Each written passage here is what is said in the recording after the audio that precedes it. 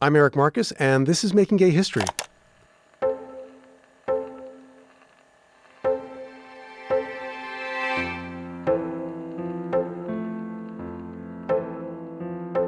Today you're going to meet Shirley Willer. Shirley was born in Chicago on September 26, 1922. I'd read about Shirley in a gay history book, about how she celebrated her 40th birthday by moving to New York and joining the Daughters of Bilitis, an organization for lesbians founded in 1955, and how she became president of the local chapter, then national president. But that's not the story she's going to tell you today. We're going farther back, to her life in 1940s Chicago and what drove her to become the passionate activist I'd read about. So here's the scene. I arrive on the doorstep of Shirley's one-story house in a working-class neighborhood of Key West, Florida. It's a warm, humid fall day in the low 80s. A young woman in cut-off shorts and a tank top answers the door and leads me through a dark hallway to a sunroom at the back of the house. I get a glimpse of Shirley over the young woman's shoulder. Shirley is big. She's sitting in a wheelchair a size too small. Her hair is mostly gray and cut in a flat-top style. She looks out from behind thick Coke bottle glasses and gives me the once-over. I notice that I'm also being inspected by the birds she keeps on her sun porch. Shirley sets her cigarette in an ashtray that's piled high with butts and reaches out to shake my hand. I unpack my equipment and clip the microphone to her blouse. I press record.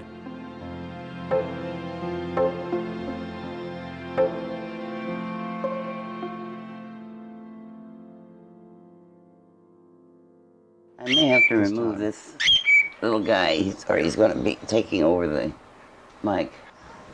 Get over here. You don't want to, I know. I'm a nurse, and I discovered I was gay. We'll use the word, it's easier nowadays. Sitting in a classroom, listening to a lecture on mental hygiene. What was the lecture? What did she say in the lecture? She described what a lesbian was like. I thought, oh, gee, I'm one of those things. What was her description? How you were not attracted to men, how you had these violent crushes on women. Where in 1941 would you have read about such things or heard about such things?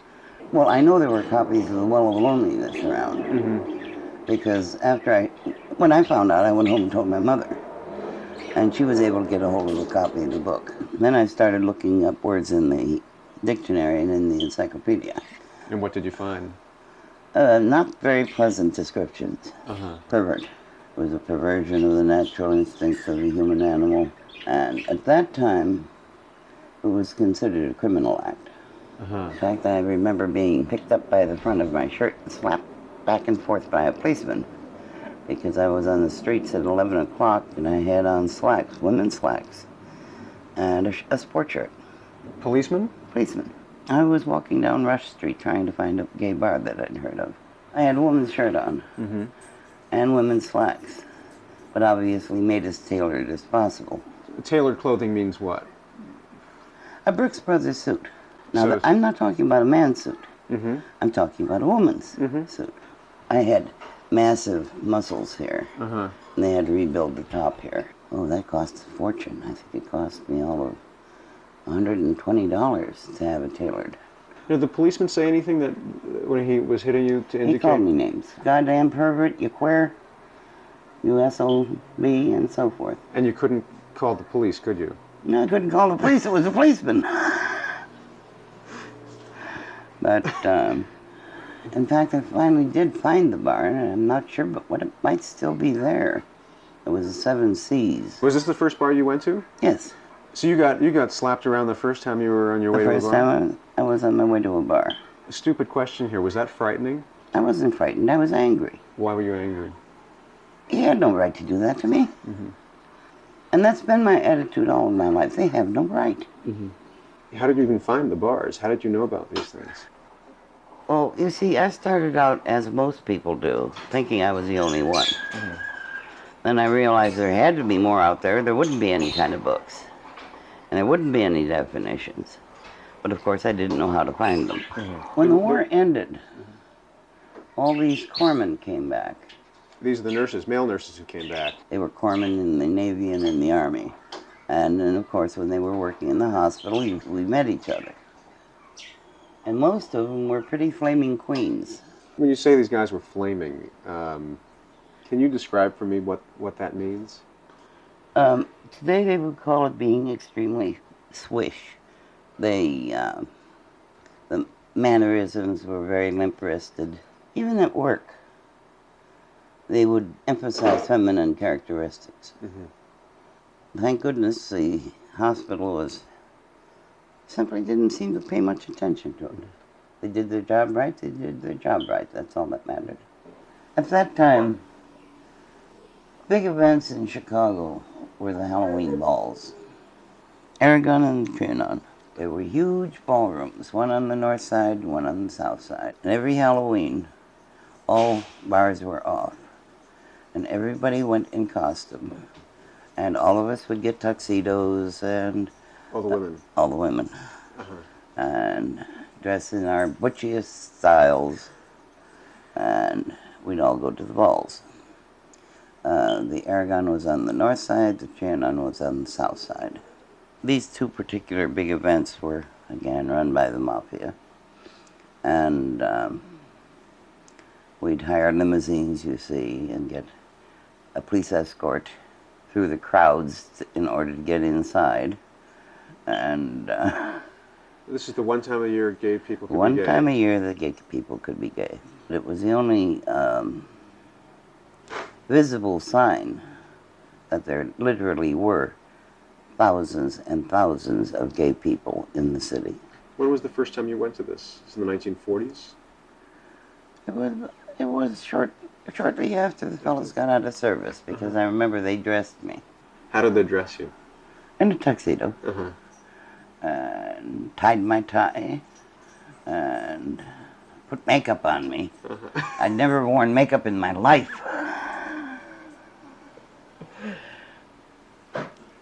All the fellas wore dresses. When did you become aware that there was any kind of organized... There wasn't much of an organized movement. The only organized group that I could find out about was one, which was more a literary thing. And this is already by early 1950s. That's right. So what happened during the 1940s? Before then, it was pretty much on our own volition that we would... There were so many young women that were being thrown out of their homes. So we started our own little informal groups. And we would take in all the kids that got kicked out in the street. And we would keep pushing them to stop trying to hide it. Be themselves. I believe that you should stand up and be counted. Wasn't that dangerous for most people? It's always dangerous for anyone who doesn't have any money in the bank. But weren't many of them in danger of losing their jobs? It would depend on the job they would take. Now, a majority of them wouldn't take jobs where they were endangered. They would go for the dirty jobs, the rough jobs. Running an elevator, I remember one in particular. A very bright girl. But the only job she could get was running an elevator because she wouldn't wear a dress. So we didn't call ourselves any particular group. How did you come in contact with Pearl Hart? And Pearl Hart was an attorney? That's right. Talking to some of the men is where we first heard of her. There was this group of about 6 of us, 6 women. And we wanted to form some kind of an organization. So we went to see her, and we asked her, how do you go about doing such a thing? She said, you don't. Why did she say you don't? Pearl at that time was like everyone else. She felt that people would get farther by simply doing things quietly, without announcing themselves, without having large formal meetings and so forth. She was a grand old lady. Was she herself a lesbian? Oh, yes. There again, I never slept with her, so I can't swear to it. Right.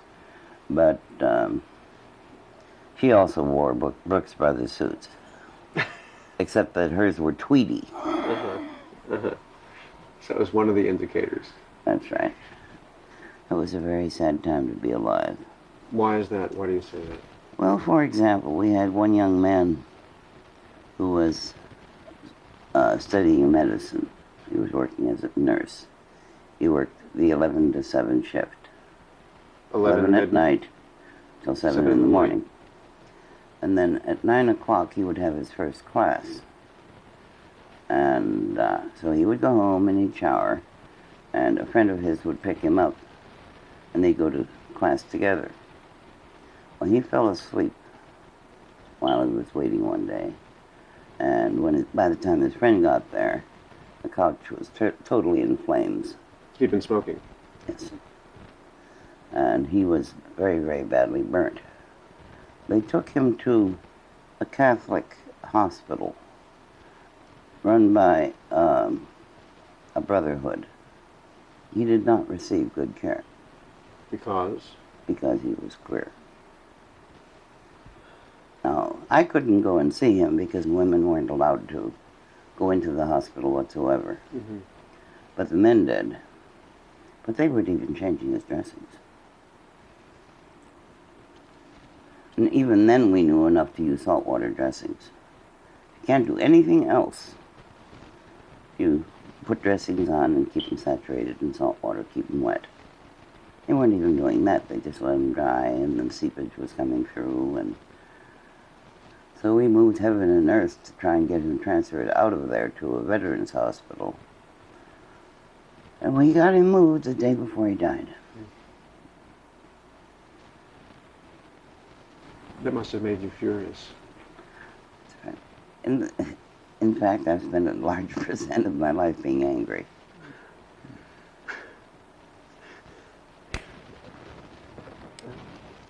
Barney, his name was Barney. Mm-hmm. I guess that shocks me. It didn't occur to me that such a thing happened before AIDS. Oh yes, the hatred of the gay has existed as long as we've existed. Mm-hmm. But not to care for somebody who's sick. That's right. Didn't that go against everything you were ever taught? Right. And of all people, those who pretended to be religious, I can't say anymore.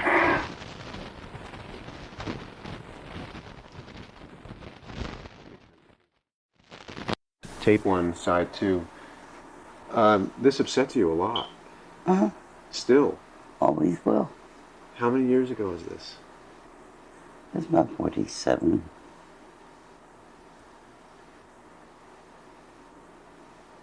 It's more than 40 years ago. Okay. Why is it, what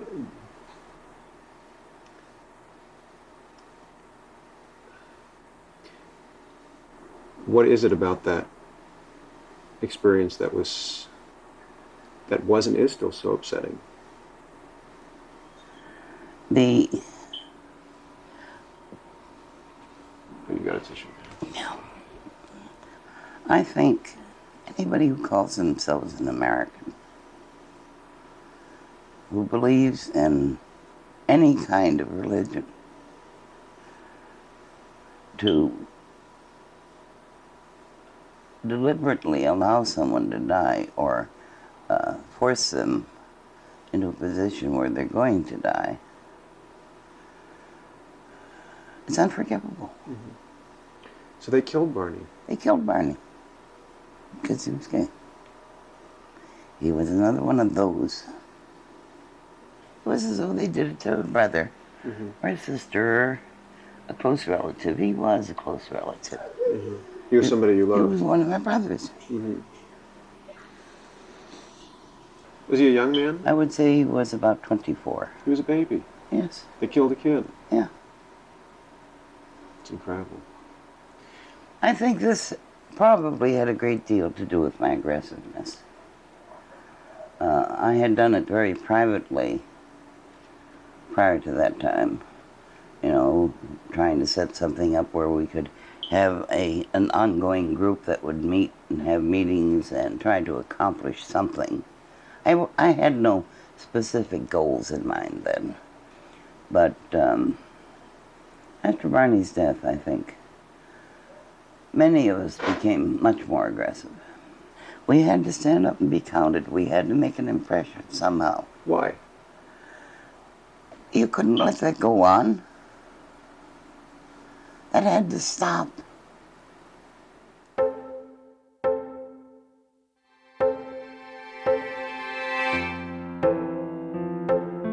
From the turning point of Barney's death in 1947, fast forward to the 1960s. By then, Shirley's work with the Daughters of Bilitis was taking her on the road from Boston to Texas and a dozen places in between. She was a lesbian Johnny Appleseed, starting new chapters of the Daughters and a few chapters of the Mattachine Society wherever she went. When I asked Shirley who financed her travels, she explained that she had a wealthy benefactor, a gay woman, who secretly donated more than $100,000 to the fledgling movement. That's the equivalent of $750,000 today. Shirley was her conduit. If anyone knows who that person was, please email us at hello@makinggayhistory.com. The benefactor was also known as Pennsylvania.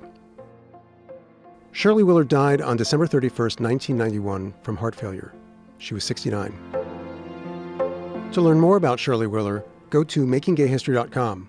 That's also where you can find out about attorney Pearl Hart and her pioneering work defending oppressed minority groups in the early 20th century. And you can also listen to all our previous episodes there. Making Gay History is very much a team effort, so I've got a few people to thank, starting with our executive producer, Sarah Birmingham. Thank you also to our co-producer and guardian angel, Jenna Weiss-Berman. Thanks also to our audio engineer, Casey Holford, our webmaster, Jonathan Dozier-Ezel, and our social media strategist, Will Coley. Making Gay History is a co-production of Pineapple Street Media with assistance from the New York Public Library's Manuscripts and Archives Division. Season 2 of this podcast is made possible with support from the Ford Foundation, which is on the front lines of social change worldwide. And if you like what you've heard, please subscribe to Making Gay History on iTunes, Spotify, Stitcher, or wherever you get your podcasts. So long, until next time.